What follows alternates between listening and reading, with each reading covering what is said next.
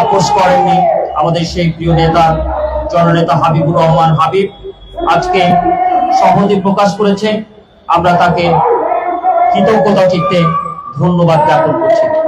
আমাদের মাঝে জাতীয় তরুণ সংঘের চেয়ারম্যান আমাদের আরেকজন প্রিয় মানুষ জননেতা ফজলুল হক সাহেব সংহতি প্রকাশ করেছে। আমরা তাকেও করতালি দিয়ে এবং কৃতজ্ঞতা চিত্তে অভিনন্দন জানাচ্ছি।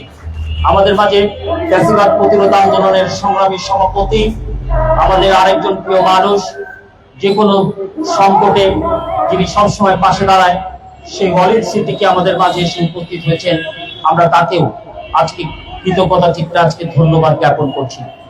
সংগ্রামী বন্ধুরা, আপনারা জানেন যে মায়ের ডাক এর সাথে আমরা কাজ করি।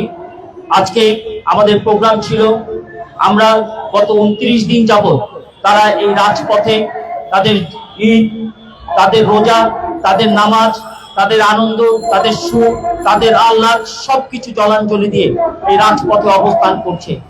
সবাই যখন ঈদ আনন্দে উৎসবে মেতে উঠেছিল, তখন তারা তাদের ছোট ছোট সন্তানদেরকে নিয়ে এখানেই বসে পাউরুটি আর পানি খেয়ে তাদের জীবন যাপন করেছে। এই মানবতার জীবন যাপন করেছে। রাষ্ট্র দেখছে আর ভাবছে ভালোর মতো দেখি না কি ঘটে। আজকে আমি রাষ্ট্রকে বলতে চাই, এই জন্য শহীদ আবু সাঈদ মুখ ধরা জীবন দেয়নি। আপনাদের নিয়ে উপদেষ্টা বানাবে, আপনাদের গাড়িতে ফ্ল্যাগ পথ করে উঠবে। সেই জন্য গুম খুনের যারা শিকার হয়েছে, তারা এই গত ফ্যাসিবাদের আমলে গত 16 বছরে তারা গুম খুনের শিকারের তারা রসনালে পড়েনি। তারা এই জন্য গুম খুনের শিকার হয়েছে যাতে একটি গণতান্ত্রিক দেশ হয়, মানুষ তার অধিকার ফিরে পায়। আজকে শহীদ আবু সাঈদ মুগ্ধ এই জন্য জীবনকে বাজি লাগিয়ে জীবনকে শহীদ করেছেন যাতে বাংলাদেশের মানুষ ভালো থাকে। কিন্তু আজকে আমরা ভালো নেই। আপনারা দেখতে পাচ্ছেন আমার বোন, আমার মারা আজকে ভালো নেই। আজকে তারা যাতে ভালো থাকে তাদের জন্য আজকে সংহতি প্রকাশ করে আমরা এখানে উপস্থিত হয়েছি। আমরা স্পষ্ট ভাষায় বলতে চাই, আগামী 24 ঘন্টার মধ্যে তাদের ব্যাপারে আপনারা সিদ্ধান্ত নিন।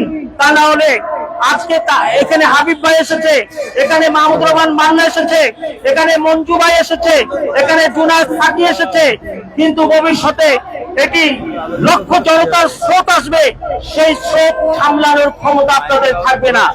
আমি আমার বক্তব্য আর দীর্ঘায়িত করব না। পরিশেষে আজকের এই সভায় এখন সংহতি প্রকাশ করে বক্তব্য রাখবেন আমাদের জনতার নেতা, বিএনপি চেয়ারপারসনের উপদেষ্টা মন্ডলীর অন্যতম সদস্য, পাবনা জেলা বিএনপির সংগ্রামী সভাপতি, স্বৈরাচার বিরোধী আন্দোলনের অন্যতম বীর সিপাহসালার জননেতা হাবিবুর রহমান হাবিব।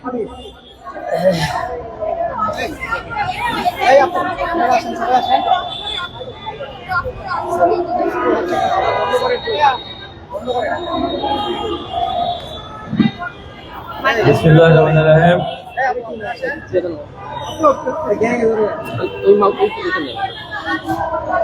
দীর্ঘ 29 দিন যাবত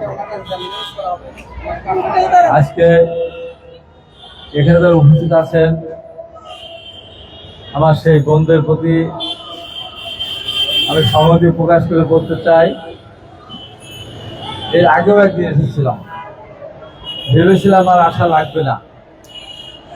অত্যন্ত দুঃখজনক ভাবে বলতে হয়, আবার আসতে হয়েছে।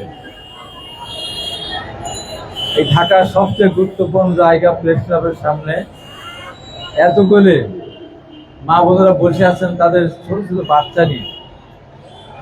সরকারকে এতটুকু মায়া হয় না? সরকারকে এতটুকু বিবেক জাগ্রত হয় না? এই মানুষগুলি এখানে বৃষ্টির ভিতর ভিজতেছে, রোদের ভিতর পড়তেছে, ঈদ গেছে তাদের এখানে, কোরবানির ঈদ তার রাস্তায় কাটিয়েছে। কত বড় দুর্ভাগ্যজনক ঘটনা। এই দেশে অন্তত আমরা যে যাই করি না কেন, গরিব হই, বড়লোক হই, নিম্ন মধ্যম যেই হোক না কেন, ঈদের সময় সবাই একটা আনন্দ করে, ঈদ উৎসব পালন করে। আজকে আমার এই বোনেরা ঈদ উদযাপন করতে পারেন না। এরা তো রাস্তার থেকে একবার আসেন নাই, এরা তথ্য উপাত্ত সংগ্রহ করেছে কোথায়, গ্রাম থেকে। একদম নিবিড় গ্রামে গিয়ে তারা তত্ত্বপত্র করে সম্পর্কে বলা হয়েছিল, তারা কষ্ট করে স্কুলে পড়তো। তারা লেখাপড়া জানে, বিভিন্ন বিশ্ববিদ্যালয়তে পড়াশোনা করছে। তারা হঠাৎ করে তাদেরকে চাকরি থেকে চলে যেতে বলবেন, বেতন দিবেন না, এরা যাবে কোথায়? এরা যাবে কোথায়? এদের তো রাস্তা তো দেখাতে হবে। কয়েক বছর ধরে তারা চাকরি করছে, এখন যদি তাদেরকে বিদায় করে দেওয়া হয়, তাদের এই পরিবার সন্তান সন্ততি যারা আছে তাদেরকে নিয়ে তারা কিভাবে করবে? সরকারের কাজ তো চাকরি দেওয়া, সরকারের কাজ তো বেকার বানানো না। আজকে এই দেশের মানুষ বড় আশা করেছে এই সরকারের কাছ থেকে অন্তত তারা কিছুটা ন্যায্য বিচার পাবে, কিন্তু সেখানে দেখা যাচ্ছে না ন্যায্য বিচার পাওয়ার উপরে থাকে। তা আজকে নির্মম নির্যাতনের শিকার হচ্ছে, বৈষম্যের শিকার হচ্ছে। তাই আমি মনে করি এই সরকারকে অনতি বিলম্বে তাদের সাথে কথা বলবো। কথা বলে না কেন? ওই একটা সিনেমা দেখেছিলাম, গোলাপি এখন ট্রেনে, বলে গোলাপি একটা কথা কও না, গোলাপি একটা কথা কও। সরকারকে বলে একটা কথা কন, এতে সে কথা বলে, কথা বলে সমস্যার সমাধান যেভাবে করে। এতদিন ধরে শিশু বাচ্চা, আমি অনেক সময় প্রেস ক্লাবের সামনে অনেক দিন বক্তব্য রেখেছি, অনেক প্রোগ্রাম এসেছি।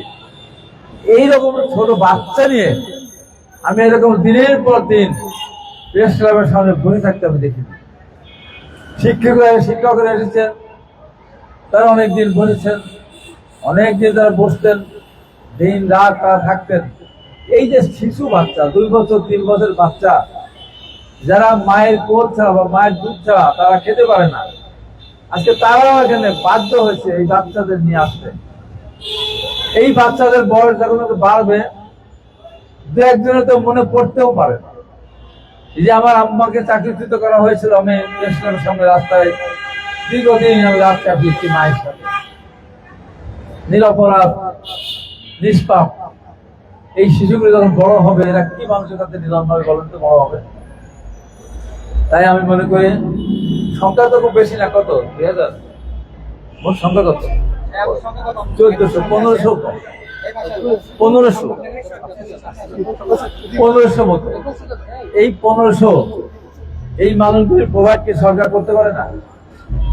অবশ্যই সরকার ইচ্ছা করে পারে। তাই আমি মনে করি যে সরকারকে আহ্বান জানাবো, কথা বলেন। একদিন মনে কথা বলেছে নাকি? কথা বলেছেন, সমাধানটা কোনো দিচ্ছে না। আন্তরিকভাবে কথা বলতে হবে, ধৈর্য ধরে কথা শুনতে হবে, ধমক দেওয়া যাবে না, চোখ রাখানো যাবে না। তাদের সঙ্গে সম্মানের সাথে তারা যদি কথা বলতে পারে, তবে দাবি দেওয়ার কথা বলতে পারে, সেই ব্যবস্থা অনতিবিলম্বে করার আমি আহ্বান জানাচ্ছি। এখান থেকে যদি এই যে দিনের পর দিন, আজকে 29 দিন পার হবে, কালকে 1 মাস হবে, এর ভিতরে অনেকে তো অসুস্থ হয়ে আগে না পড়লো, এতদিন থাকার কারণে অসুস্থ হয়ে পড়তে পারে। তারপর ডেঙ্গুর প্রকোপ বেড়েছে, বাচ্চারা এখানে আছে। আল্লাহ না করুক যদি কোনো একটা ক্ষতি হয়ে যায়, তাহলে সরকারকে তার মূল্য দিতে পারবে? সরকারকে তো উত্তর দিতে পারবে? আমি মনে করি বিগত ফ্যাসিস্ট সরকার ছাত্রদের ন্যায়সঙ্গত দাবি মেনে না নিয়ে অনেকদিন তালবাহানা করেছিল, শিক্ষকদের প্রত্যয় স্কিম মেনে না নিয়ে তাদের সঙ্গে উপহাস করেছিল। শেষ পর্যন্ত সরকারকে বিদায়ী হতে হয়েছে এবং ক্ষমতার দিকে থাকতে গিয়ে অনেকে রক্ত ঝরিয়েছে। আমাদের প্রায় 1500 ভোট এদেশের ছাত্ররা শহীদ হয়েছে। তাই আমি মনে করি আজকে কিন্তু সেই হত্যা করার দায়ে, সেই শহীদদেরকে হত্যা করার দায়ে আজ কিন্তু সরকারের বিচার হচ্ছে। আমি মনে করি এখানে যদি একটি কোনো দুর্ঘটনা ঘটে, তার জন্য এই মন্ত্রণালয়ের যে দায়িত্বে আছেন তাকে কিন্তু আসামির কাঠগড়া দাঁড়াতেই হবে। কোন রকমের এখানে পাল্টার কোনো সুযোগ থাকবে না। তাই আমি মনে করি তাই আমি মনে করি অনতি বিলম্বে এদের সাথে কথা বলুন, এদের কথা শুনুন, আন্তরিকভাবে শুনুন, শুনে সমাধান করবেন। এই প্রত্যাশা ব্যক্ত করে আমি এই দাবি ন্যায়সঙ্গত দাবির প্রতি পূর্ণাঙ্গ সমর্থন জানিয়ে আমার এই বন্ধের দাবি মানার জন্য আবারও আহ্বান জানিয়ে আমি আমার বক্তব্য শেষ করছি। আল্লাহ হাফেজ। দেশনেত্রী বেগম খালেদা জিয়া জিন্দাবাদ। শহীদ রাষ্ট্রপতি জিয়া রহমান আমরক। আমাদের দলের ভারপ্রাপ্ত চেয়ারম্যান জনাব তারেক রহমান জিন্দাবাদ জিন্দাবাদ। আপনাদের সবাইকে ধন্যবাদ।